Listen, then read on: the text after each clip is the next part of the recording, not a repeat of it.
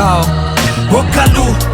Tistiva kalala otrany cause-ny okalu Rap gastazim lalao telo traray Osamkala maflu Aty tserena leka fatsikale Mandosy miatakantana makany te makany Mas Katsam sartafa hoe amon lolon tanjony Ayotsy mety horavany tao akamandrany katony Ndraindray malitafy matetika misahotaka fa hoa De mioraka aloety soay anay ho anaty hoa Fa rangitra napetraka eto lova miapo De rap hatrany anaty petriko te irizany tsy aronao Nandeha tena kadity mandringa fa mandrosy Tsoana tsy hoe mpandrompy Tsoana tsy hoe mpakopy Tsapony tsy ambany tany fa moky na razoky Mikova tsy maintsy mirapy na mavo na tsy mavo Osamy ma tsy mavo Na milayo na tsy milayo be anay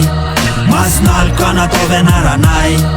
Lolo avy natapolole ka nidrapy kasy nataranay Sanaiza misy anay te otriny hoe any fianara Na milayo na tsy milayo be anay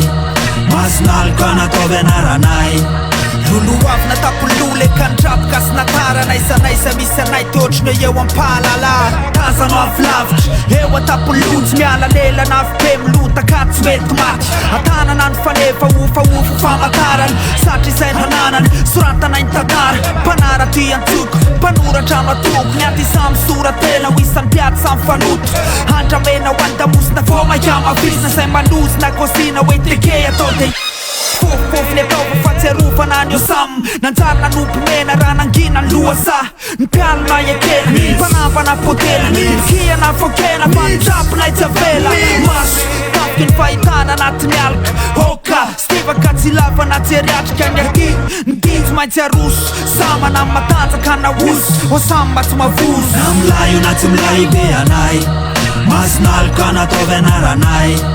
Lolo avy natapolole ka nidrapy kasy nataranay Sanaiza misy anay te otriny hoe any fianara Na milayo na tsy milayo be anay Masinaliko anataovy anaranay Lolo avy natapolole ka nidrapy kasy nataranay Sanaiza misy anay te otriny hoe eo ampalala Mbola tsy tatam-pova te mpatato anatiko ny fanainy Te otriny hoe eo ampalala Androany efa tam-povo de lasa ny fanahiko Te otriny hoe any fianara Pofopofo natoka gasy Masinalika misoma anazy Atreo aloha Na milayo na tsy milayo be anay Masinalika anataovy anarana